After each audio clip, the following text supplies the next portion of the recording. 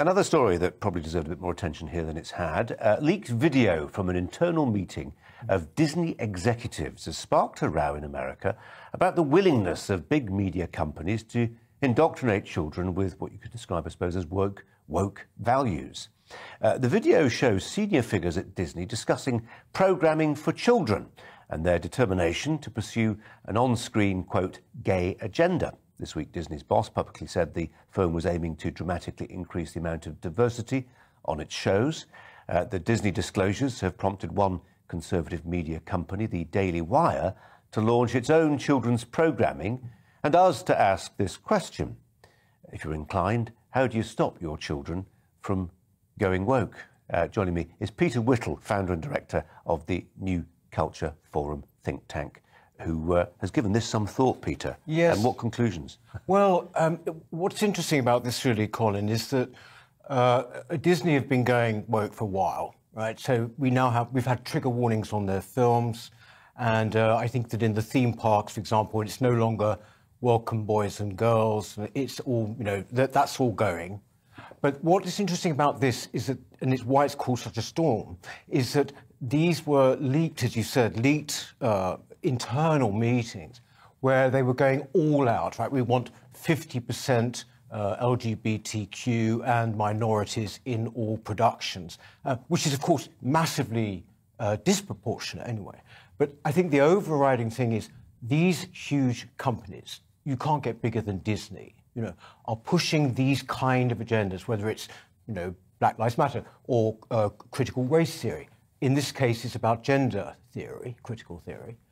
And, of course, there comes a point where you either continuously complain about it or you maybe go off and try and do something different, which is what the Daily Wire's done. I was going to say, where's the role for the market in this? Because you'd have to say, well, if people don't like what they're buying, they don't have to buy it. They can buy something else instead. But there has to be an alternative, and it's got to be decent. Well, exactly. This is the point. This is crucial. I mean, the point as well is that obviously here we've got GB News, which is an alternative, but it's a news channel, news and comment channel.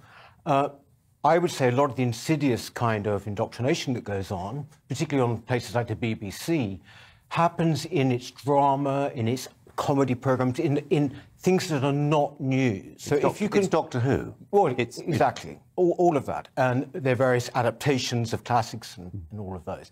And I think that if you start to produce something that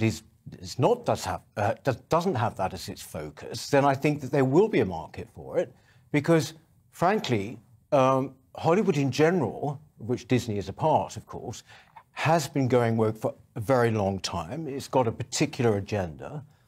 And, basically there is this saying, go woke, go broke. And we've seen this, for example, with the Oscars. I mean, the Oscars have been hugely in the news this week. It's about the first time for years that they have, simply because the audiences have been going down and down. People have got tired of being preached at, either explicitly, like in an awards ceremony, or implicitly in Disney films.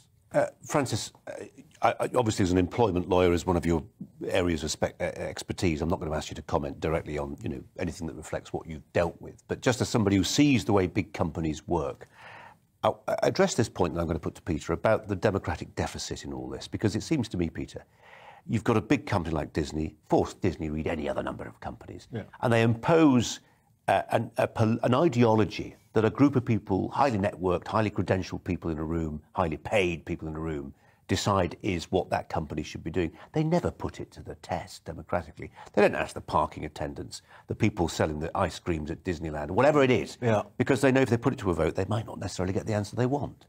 Yes, exactly. I mean, if I can just say, with that, perfect, I would say, the perfect answer to that is to stop buying the thing. Whether it's Ben & Jerry's ice cream or whether it is, Disney, stop going. They will then understand it. They understand the bottom line. That people have that power if only they knew it. But it's hard. It's hard. I mean, I know, the Disney Channel. I got pestered for the Disney Channel so the kids could watch the Disney Channel. Guys, it's going. I'm going to save some money and I'm going to save you from being indoctrinated. That will be a fight. Francis, I mean, that's a fight for parents. And my introduction here was, how do you stop your kids going woke? It's really hard. right? Just going back to that employment point, of course, at the moment we've got the for-starter trial going on, and that's the case of Maya Forstater, who was dismissed essentially from her charity because she had said what are called gender-critical points about biological males and the trans rights and so on. And that was found to be a philosophical belief that's protected by the Equality Act. And now there's an ongoing trial about what happens about that, whether her dismissal was unlawful and so on. But that case and that decision by Mr. Justice Chowdhury, as it happens, was a very important free speech win. And there've been others recently in the courts, and that at least is encouraging. Riddle me this, Francis, and Peter, share your thoughts on it as well. If they get to the bottom of the Disney leaker, if Disney identifies who it was who's leaked this video of them agonising about how they're going to make their agenda more diverse, etc., slightly embarrassing for the company, but I think of public interest in America. But they might, I just wonder how that one would go, whether that employee's in trouble or they can play the whistleblower card seriously. I think they'd be in great trouble, actually. I mean, from what I can understand, it's not that easy to be a conservative or someone perceived to be a conservative working at places like Disney anyway.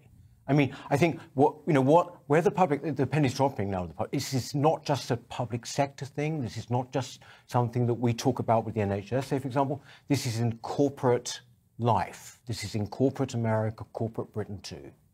Peter, for now, thanks very much. Thank you for coming in. Lovely waistcoat, by the way. We enjoyed the waistcoat. It's quite chilly in here.